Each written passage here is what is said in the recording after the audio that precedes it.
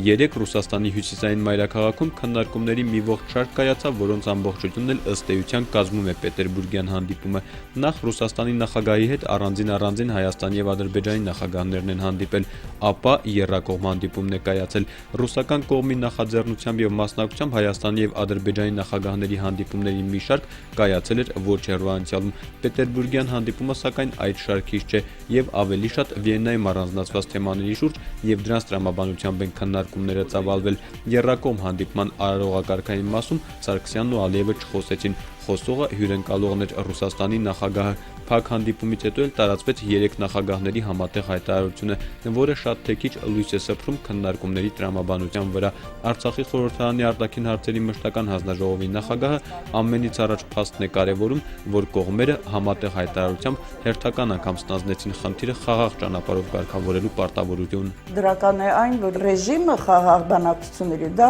երեք կողմերի համար ընդունելի տարբերակ է եղել։ Մայիսի 16-ին Վիեննայում ընդգծվել էր նաև միջադեպերի վերահսկողության մեխանիզմների ներդրման անհրաժեշտությունը։ Ակնկալվում էր, որ Պետերբուրգում այդ թեման կզարգացվի, բառացի դա չնշվեց։ Փոխարենը համատեղ հայտարարության մեջ նախագահները համաձայնեցին ավելացնել հակամարտության գոտում միջազգային դիտորդների թվաքանակը։ Արզիկ Մխիթարյանը դա համարում է նույն թեմայի զարգացումը։ Ենթադրվում է, որ եթե մոնիտորինգի քանակությունը անձերի, սուբյեկտների մեծացվում է,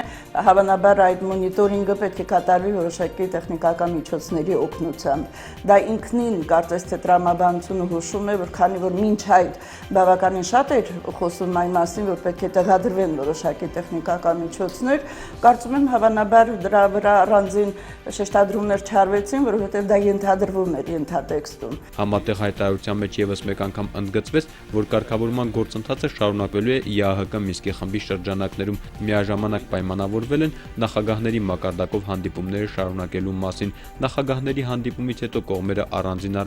Մինսկի խմբի համանախագահների հետ են հանդիպել։ Չեն ուշացել նաև կողմերի գնահատականները։ Հայաստանի արտգործնախարար Էդվարդ Նալբանդյանը նախագահների եռակողմ հանդիպումը Սանկտ Պետերբուրգում դրական է գնահատում, չմոռանալով նշել, որ Բաքվի հետևողականության հարցում հիմնավոր մտավախություններ ունի։ Հանդիպումը, ես կարող եմ ասեմ, բավական օգտակար էր եւ այսպես որոշ զգուշությամբ կարող է ասել, որ նաև կառուցողական մթնոլորտում էր։ Նույն լրատվամիջոցին գրեթե նույնպիսի գնահատական էլ Ադրբեջանի արտգործնախարարն է փոխանցել։ Այս ամենի մեջ պակասող օղակը Արցախի խորհրդարանի արտաքին հարաբերությունների հարցերի մշտական հանձնաժողովի նախագահը այն է համարում, որ բանակցություններին չի մասնակցում Ստեփանակերտը։ Ինչ էլ որ որոշվում է թե Վիեննայում, թե Մադրիդում, թե այսօր Սանկտ Պետերբուրգում, կապված է մեր երկրի հետ եւ այնինչ որ պետք է կիրառվի մեր երկրում եւ անպատճառ մեր երկրի կարծիքը անհրաժեշտություն է, որ պետք է հաշվի առնեն։ Արցախը պետք է իրոք վերադառնա բանակցային գործընթացի ձևաչափ եւ իր խոսքը ունեն այս հարցում։ Նորայր Հովսեփյան, Արտավազդ Գրիգորյան, օր։ Բարդ քաղաքական ձևակերպումներից հեռու են ապրիլյան պատերազմի հարվածը զգացած մարտակերտցիները։ Գուրգեն Նալբանդյանը երկար տարիներ աշխատել է ադրբեջանցիների հետ։ Մինչև հիմա էլ չի հասկանում, թե ինչու Ադրբեջանը թշնամաբար ընդունեց Հայաստանի հետ միանալու արցախցիների ցանկությունն ու անկախության խնդիրը։ Պատերազմի եւ խաղաղության հարևանների հետ հետագա հարաբերությունների մակարդակի հարցը նրա կարծիքով քաղաքական գործիչների որոշելիքն է, բայց ապրիլյան իրադարձությունները զգոնության կոչ էին, որը չպետք է անտեսել։ Մենք արդեն մի անգամ խաբել ենք, 21 թվականի խաբել ենք, ոչ թե հիմնական ժողովուրդն են խաբել, այլ վերադարձն են խաբել, կամ խաբել են ավելի ճիշտ, Լենինի գլխավորությամբ, Ստալինի ղեկավարությամբ, այդ հողերի բաժանման Ղարաբաղի միացման խաբել են, 64 թվականի էլի այդ շարժումը եղել է, որոշ մարդիկ դաժե դատապարտվել են կուսակցության կողմից։ Վալերի Մովսիսյանը երկրորդ կարգի հաշմանդամ է, վիրավորվել է նախորդ պատերազմի ժամանակ։ Ապրիլյան իրադարձություններից հետո հարևան պետության հետ հարաբերություններին չի հավատում։ Հավասարության նշան է դնում Ցեղասպան Թուրքիայի եւ նորօրյա Ադրբեջանի միջև։ Մեր հետնորդներն էլ դժերտ համոռանան այդքան։ Վստահել չի կարելի։ Վստահությունը նա ամենասխալ քայլը գնում է։ Ապրիլն ու դրան հաջորդած ժամանակաշրջանը վստահության կորստի շրջան էին, եւ դա միայն հարևան պետության հանդեպ ունեցած վերաբերմունքի մասին չի ասված։ Մարդիկ քննարկում են տեղեկատվական հոսքերից լսածը։ Եթե մեզ որպես երրորդ կողմում որպես պետություն ճանաչեին ու ճանաչված լինեին, որպեսզի Ադրբեջանը մեր նկատմամբ այդ ձևի սադրանքները չի ենթարկի։ Մենք հայերս պետք է հույսը մեր վրա դնենք։ Օտար երկրը ոչ մի սահմանի նեյտրալ, այսպես ասած, գոտիում կանգնողը նրան մենք այդքան շատ դժվար թե այդքան շատ հետաքրքրելիս լինենք։ Մերսիդա Քարդումյանը Մարտակերտի դպրոցներից մեկի տնօրենն է։ Ցավով է արձանագրում հակամարտության հարցով միջնորդ երկրների ոչ անաչառ վերաբերմունքը։ Եթե հա պետք է տեղադրվի ինչ-որ սարքավորումներ, որպեսզի կարողանան ապացուցեն, թե ով է առաջինը հարձակվել։ Կա այսօր արբանյակները գործում են եւ իրենք չգիտեին ապրիլի 2-ին ով էր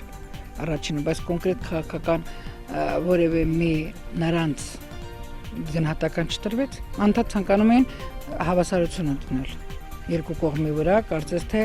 ստացվում են հենց, որ եթե ավելի լուրջ թվում է, թե մենք էլ ենք մեղավոր, որ նրանք մեր վրա հարձակվել էին։ Միջև վերջին իրադարձությունները խաղաղարար որոշ ծրագրերի է մասնակցել, հուսով, որ երկխոսություն պիտի ծավալվի։ Տնօրենն ասում է, որ զարմացած էր ադրբեջանական դպրոցներում հայատյացության սերմանումը հայտնաբերելով, ինչն էլ նրան հուշեց, որ հակամարտությունը դեռ երկար պիտի շարունակվի։ Կասկածները հաստատվեցին ապրիլի սկզբին։ Վագիֆ Միրզոյանի համար խնդիրը վաղուց է լուծված։ Երկու տղաները առաջնագծում են, ինքն ու կինը Մարտակերտում։ Բոլոր նրանք, ովքեր ինչ-որ ձևով կփորձեն ոտնահարել Մարտակերտում ապրելու իրավունքը, իր թշնամին են։ Ու դեզը գտնվում հաշտու խաղա պիտի ապրի։